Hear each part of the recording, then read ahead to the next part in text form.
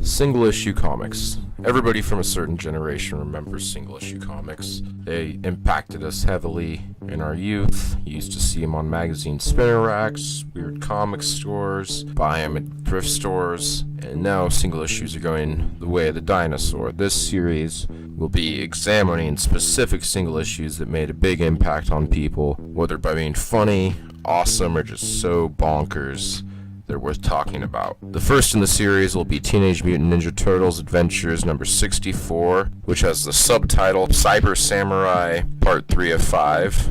It's printed by the Archie Adventure series. I used to read all my comics, or the majority of my comics. They were the ones they sold at Kmart where my parents worked. They had all the Archie line, but they had Sonic the Hedgehog and these weird off-brand, very strange Teenage Mutant Ninja Turtle stories. And this one stuck with me for years. The original copy I had is long gone. I read it to death when I was like 8. But it was one of the weirdest comics I ever read, and I figured it was a good one to start this series with. So this one, it's about the Teenage Mutant Ninja Turtles in the future, and they're old now.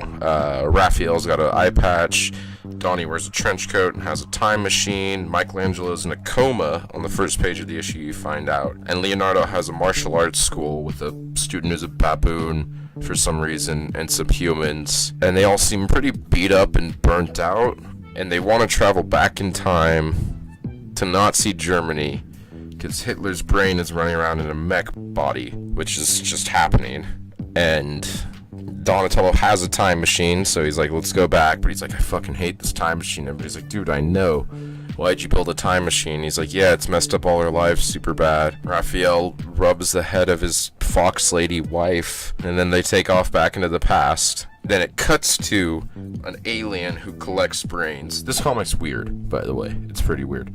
But it cuts to an alien who collects brains. He's talking to a Foxman cyborg. And the Foxman's like, what's with the brains? And he's like, well, I collect the brains because some creatures can't dream, so I give them the memories of certain brains to make them dream. And the Foxman's like, well, aren't most lives super boring? Like, who cares about most lives? And he's like, most lives are boring. That's why I use my time machine and go get sweet brains. The best brains, because some lives are extraordinary. That's a direct quote, and when it says are extraordinary, it cuts to Hitler's brain in a mech body crushing someone's skull. And it turns out Hitler's brain is trying to help himself. Like, it's like Hitler after he died, and he's trying to prevent himself from dying to mess up the time stream or some shit. So he's going to help himself in a mech body as a brain. He's like Krang, but Hitler, and just a brain, not like a brain man. The Turtles arrive, some Nazis attack them, they realize they're at Hitler's bunker, the mech Hitler brain thing gets shot open, and one of the Turtles scoops up the brain and is like, I got the brain. It's what they went back in time for. I don't know why. I've never read any of the other issues, so I've no clue what any of this is about. But they get the brain, and they're gonna leave, and then Hitler, not Hitler's brain in a mech, but just Hitler, the guy, pulls a gun on them. And he's like, here's they're speaking English, and he's like, you guys are American demons. And they're like, yeah, we're demons, that's just what they decide to say. Oh, sorry, before this, Raphael punches Hitler in the face. And he says, for the millions, perv, for the millions, which was a good line. I guess this was before, like, Holocaust deniers had to be placated or whatever. So they punch Hitler, he pulls a gun on him, and he's talking to them, and then he's like, you guys are here for my soul, because of all the evil I've done. And Leonardo just goes full, like, dark evil badass and is like, we're not here for your soul.